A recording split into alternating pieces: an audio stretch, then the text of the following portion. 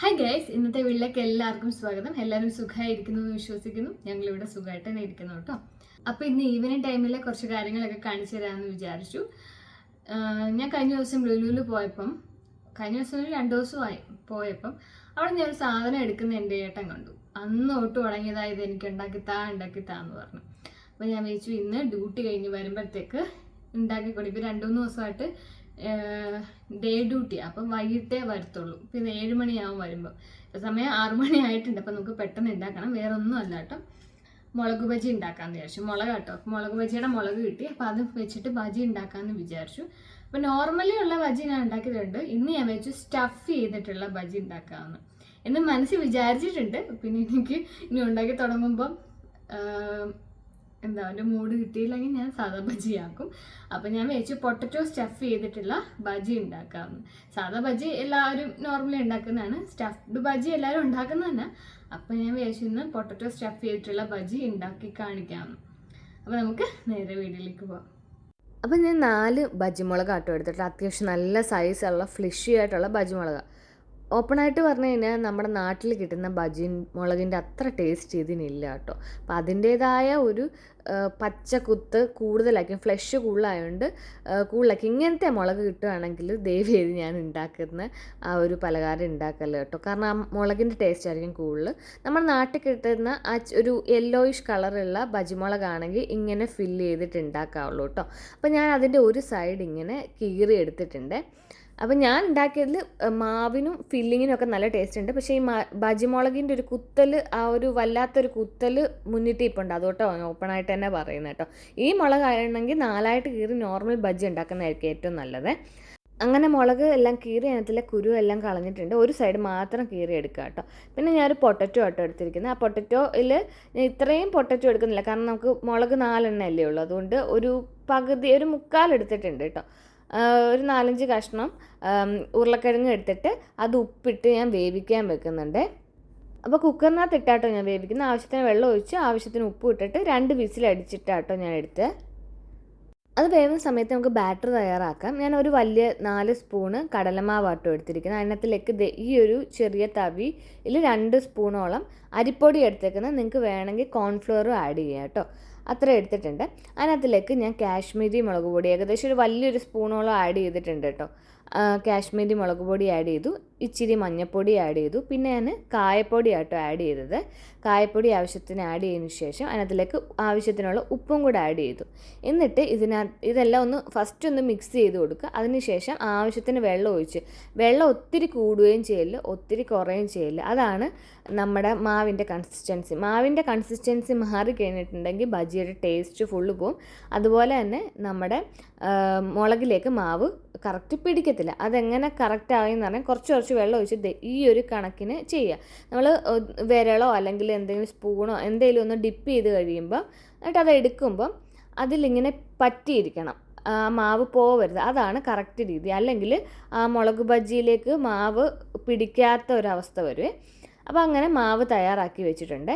പിന്നെ ഉരുളക്കിഴങ്ങ് തൊലിയൊക്കെ കളഞ്ഞൊന്ന് മാഷ് ചെയ്തെടുക്കണം. അപ്പോൾ ഈ ഒരു കടലമാവിൻ്റെ ബാറ്ററിലേക്ക് ഏത് ബജി വേണേലും വറുത്തെടുക്കുക കേട്ടോ. കറക്റ്റ് നല്ല ഭയങ്കര ടേസ്റ്റാണ് ഈ മാവിന്. നിങ്ങൾക്ക് വേണമെങ്കിൽ അതിനകത്തിലേക്ക് ഇഞ്ചി വെളുത്തുള്ളി പേസ്റ്റ് ഇടാം, പക്ഷെ അത് ഭയങ്കരമായിട്ട് നൈസായിട്ട് അരച്ചതാണെങ്കിൽ മാത്രമേ ആഡ് ചെയ്യാവുള്ളൂ കേട്ടോ. അപ്പം ഞാനൊരു ചെറിയ സവാള ചോപ്പ് ചെയ്ത് വെച്ചിട്ടുണ്ട്. അതിനകത്തിലേക്ക് നമ്മൾ ഈ മാഷ് ചെയ്ത് വെച്ച് പൊട്ടറ്റോ ആഡ് ചെയ്തു, ചെറിയ കഷ്ണം ഇഞ്ചി. ഞാനിപ്പോൾ ഇഞ്ചി ഒരു പൊടിക്ക് കൂടിപ്പോയിട്ടുണ്ട്, അത്ര ഇഞ്ചി ഇട്ടിട്ടുണ്ട്. വളരെ ചെറിയൊരു കഷ്ണം ഇഞ്ചി ഇടുക. അതിനകത്തിലേക്ക് ഒരു പച്ചമുളകും ആഡ് ചെയ്തിട്ടുണ്ട്. ഇനി അതിനകത്തിലേക്ക് വേണ്ട പൊടികളൊക്കെ ആഡ് ചെയ്യാം. അതിനകത്തിലേക്ക് ഞാൻ ഫസ്റ്റ് ആഡ് ചെയ്യുന്നത് ചില്ലി ഫ്ലേക്സാണ്, അത് ആഡ് ചെയ്തു. അതിനകത്തിലേക്ക് കുറച്ച് ഗരം മസാലയും കുറച്ച് ചിക്കൻ മസാല ആഡ് ചെയ്ത് കൊടുത്തു. പിന്നെ നമ്മൾ പെരിഞ്ജീരകം അങ്ങനെ തന്നെ ആഡ് ചെയ്ത് കൊടുത്തു. പിന്നെ വെളുത്തുള്ളി ചതച്ചതാട്ടോ ആഡ് ചെയ്ത് കൊടുത്തത്, അത് ആഡ് ചെയ്ത് കൊടുത്തു. അതിനകത്തിലേക്ക് ആവശ്യത്തിനുള്ള ഉപ്പ് ഇട്ടു. ഇപ്പോൾ ഇത്രേ ഉള്ളൂ ഫില്ലിങ്. എന്നിട്ട് നന്നായിട്ട് കുഴച്ചെടുക്കുക. അതിനകത്തിലേക്ക് ഞാൻ പിന്നീട് കുറച്ച് മല്ലിയില ആഡ് ചെയ്ത് കൊടുത്തിട്ടുണ്ട്. ഇപ്പോൾ ഇതെല്ലാം കൂടെ നന്നായിട്ട് കുഴച്ചെടുക്കുക. എന്നിട്ട് നമ്മൾ ഒരു സൈഡ് കീറി വെച്ച് അതിനകത്തിലെ കുരുവൊക്കെ കളഞ്ഞിട്ടുള്ള ആ ഒരു ബജി മുളകിനകത്തിലേക്ക് ഇത് ഫില്ല് ചെയ്ത് കൊടുക്കുക. ഞാൻ ഒന്നുകൂടെ പറയാം, ഇത്രയും ഫ്ലഷുള്ള വലിയ ഇങ്ങനത്തെ മുളകാണെങ്കിൽ ഇങ്ങനത്തെ ഫില്ല് ചെയ്ത് മുളക് ബജി ഉണ്ടാക്കാതിരിക്കുന്നതായിരിക്കും ഏറ്റവും നല്ലത്. കാരണം മുളകിന് ഫ്ലഷ് കൂടുമ്പം അതിൻ്റെ ടേസ്റ്റ് എടുത്ത് നിൽക്കുമ്പോൾ നമ്മുടെ എക്സാക്റ്റ് ബജി മുളകിൻ്റെ ആ ടേസ്റ്റ് പോവും. നമ്മുടെ നാട്ടിൽ കിട്ടുന്ന ഒരു മഞ്ഞിപ്പുള്ള ചെറിയ ടൈപ്പ് ബജിമുളകിലാണെങ്കിൽ ഇത് നന്നായിട്ട് വർക്കാവും കേട്ടോ. അപ്പോൾ ഇതിൽ എനിക്ക് സത്യം പറഞ്ഞാൽ ആ ബാറ്ററിനും അകത്തെ ഫില്ലിങ്ങിനും ഭയങ്കര ടേസ്റ്റ് തോന്നി. ആ മുളകിൻ്റെ അവിടെ വരുമ്പോൾ എനിക്കൊരു മുളകിൻ്റെ ഒരു ഇത് കൂടുതലായിട്ട് തോന്നിയിട്ടുണ്ടായിരുന്നേ. അപ്പോൾ ഞാനിങ്ങനെ എല്ലാം അതിനകത്തിലേക്ക് ഫില്ല് ചെയ്തെടുക്കുന്നുണ്ട്. ആ ഒരു ബാറ്റർ ഫുള്ള് ഫില്ല് ചെയ്തെടുക്കുക.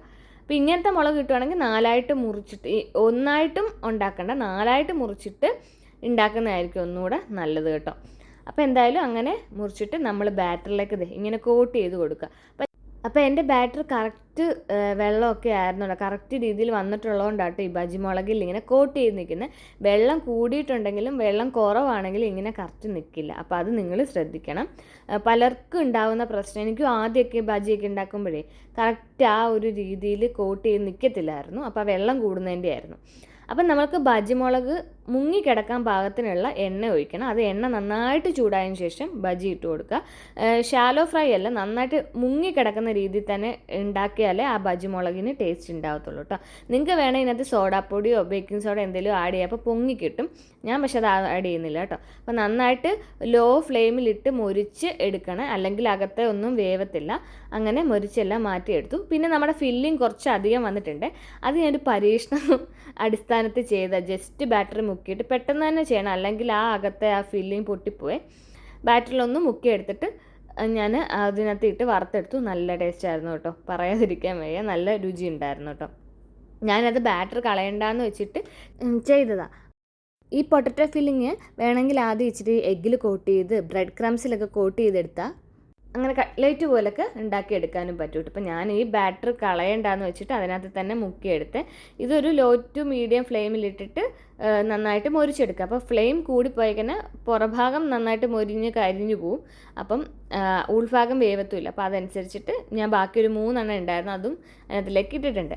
ബാക്കി നമ്മുടെ കടലമാവിൻ്റെ ബാറ്റർ ഇരിപ്പുണ്ട്, അതിനകത്തിലേക്ക് ഞാൻ കുറച്ച് സവാള ഇട്ടിട്ട്, അത് ഭയങ്കര ടേസ്റ്റ് ആയിരുന്നു കേട്ടോ.